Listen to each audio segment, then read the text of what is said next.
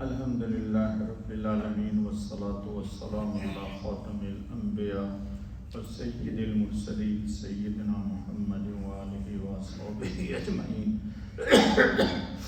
دوستو، سچے انبیاء اور جھوٹے مدعیان نبوت کا فرق چل رہا تھا۔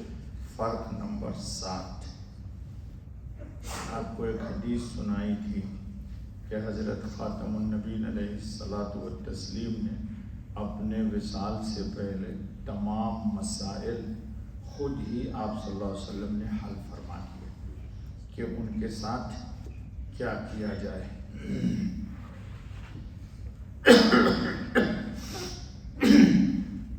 کل بات یہاں پہ ختم ہو گئی تھی کہ 5واں سوال تھا حضور اکرم خاتم النبی صلی اللہ علیہ وسلم نے سے جو صحابہ نے کیا کہ قبر میں آپ کو کون اتارے، تو آپ صلی اللہ علیہ وسلم نے جواب دیا تھا کہ گھر کے میرے مرد لوگ اور ان کے ساتھ فرشتوں کی جماعت۔ جی،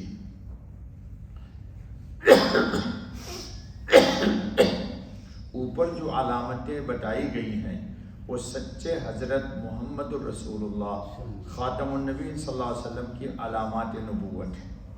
اب موازنہ کیجیے، جبکہ جھوٹا مدعی نبوت یعنی نبوت کا دعویٰ کرنے والا ان اوصاف سے عاری اور محروم ہی نہیں بلکہ وہ جھوٹا ہونے کی وجہ سے اللہ کی طرف سے لعین ہوتا ہے۔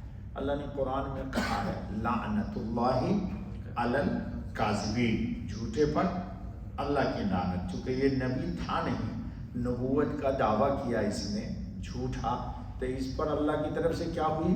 پھٹکار اور لعنت ہوئی۔ جی، سچے نبی جہاں وفات پاتے ہیں وہیں ان کو غسل بھی دیا جاتا ہے اور وہیں ان کو دفن بھی کیا جاتا ہے، جیسا کہ تفصیل آئی تھی۔ جھوٹا مرتا کہیں اور ہے اور گرتا کہیں اور ہے۔ مثلا مرزا غلام احمد قادیانی مرا تو لاہور میں غلاظت خانہ میں۔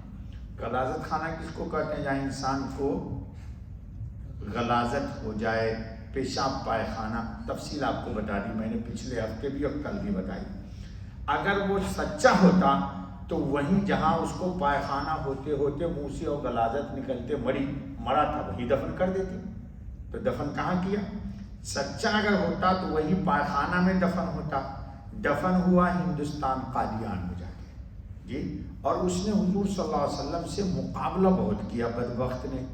اس نے کہا، حضور صلی اللہ علیہ وسلم نے فرمایا نا کہ میرے مسجد کے قریب کیا ہے؟ ریاض الجنہ۔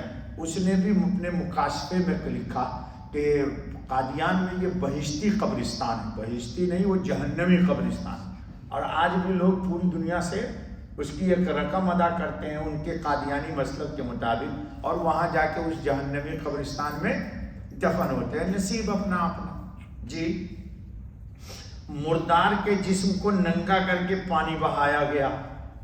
اب یہ فرق آ گیا کہ اگر یہ نبی ہوتا تو اس کے جسم کا کپڑا نہیں اتارا جاتا، جیسے حضور نے فرمایا کہ مجھے اسی کپڑے میں، جی، نبی کے جسم سے کپڑا نہیں اتارا جاتا ہے، تو مردار کے جسم کو ننگا کر کے پانی بہایا گیا، کیونکہ غسل اسلام کے ساتھ خاص ہے، غیر مسلم کے ساتھ غسل نہیں ہے، کیونکہ غسل تو خاص ہے مسلمانوں کے لیے۔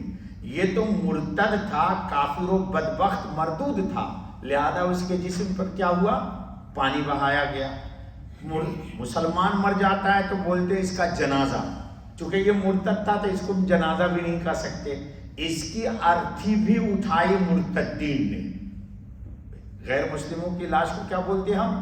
ارتھی بولتے، بھائی اس کی ارتھی جا رہی ہے تو اس کی بھی ارتھی اٹھائی گئی، اور اس پر لعنت بھیجی جبرائیل نے، میکائیل نے، اسرافیل نے، کیونکہ یہ جھوٹا تھا، اگر وہ ملائکہ نے، اور پوری دنیا کے عقیدہ ختم نبوت پر جمنے والے اہل ایمان نے، سب نے لعنت بھیجی، چونکہ اللہ ہی نے کہا لعنت اللہ علی الکاذبین۔ بقول کسی کے مر گیا مردود جس کی فاتحہ نہ درود، بقول کسی کے کہ مر گیا مردود جس کی فاتحہ نہ درود، اس پر لعنت ہی لعنت بھرپور۔ آجہانی مرزا قادیانی نے اپنے خسر میر نواب ناصر سے مرتے وقت کہا تھا میر صاحب مجھے وبائی حیضہ ہو گیا ہے. آپ کو سنا دیا تھا نا کہ اس نے بددعا کی تھی کہ اگر میں جھوٹا ہوں تو اے اللہ مجھے عام موت نہ دینا بلکہ وبائی موت حیضہ میں دینا، ورنہ مولانا ثناء اللہ امرتسری کو مارنا. تو وہ تو ان کے بعد زندہ رہے 40 سال اور یہ ان کی زندگی میں حیضہ کے مرض میں مر گیا، خود مرتے وقت اقرار کر گیا. عبرت ناک موت مرا ہے، منہ سے غلاظت نکلنے لگی. یہ عذاب تو ایک بے ایمان کو بھی نہیں ہوتا. اللہ تعالیٰ بے ایمان کا بھی بھرم رکھتے ہیں، لیکن یہ نبی علیہ الصلاۃ والتسلیم کا دشمن تھا. مقابلہ کیا ہے آمنہ کے لال سے، جو اللہ نے مرزا غلام احمد قادیانی کو موت کے وقت دی، کیونکہ اس جھوٹے نے پوری زندگی غلاظت اور نجاست ہی اسلام پر اور عقیدہ ختم نبوت پر پھینکنے کی کوشش کرتا رہا. اس لیے اللہ نے موت کے وقت اس کو سزا دے دی کہ نیچے سے بھی غلاظت نکل رہی تھی اور منہ سے بھی غلاظت نکلتے ہوئے اسی حال میں یہ دنیا کو عبرتناک موت کا تماشا دکھلا کر کے چلا گیا. لیکن آج بھی کچھ لوگ ہیں کہ اس عبرتناک موت کے اس کے باوجود اسی پر ایمان لاتے ہیں. کہیے الحمدللہ علی نعمت الایمان، الحمدللہ علی نعمت الاسلام، الحمدللہ علی خاتم النبوت محمد علیہ الصلاۃ والسلام، الحمدللہ اشہد ان لا الہ الا اللہ واشہد ان محمدا عبدہ ورسولہ. اللہ ہم کو اسی عقیدے پر جما کے رکھے اور اللہ تعالی ہمارا اسی عقیدے پر خاتمہ ہو. جو بات یہود و نصارہ نے نہ کہی، یہود و نصارہ نے بھی حضور صلی اللہ علیہ وسلم کے لیے وہ بات نہیں کہی جو اس بدبخت نے کہی، وہ کہہ کر لعنت و پھٹکار کا شکار ہو گیا. اس لیے قادیانیت ایک بدترین لعنت ہے.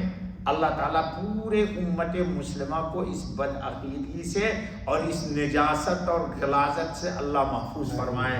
اللہ ہماری بھی حفاظت فرمائے. بس بابا سبحان اللہ وبحمدہ سبحان اللہ العظیم سبحانک اللہم وبحمدک اشہد ان لا الہ الا انت استغفرک واتوب الیک.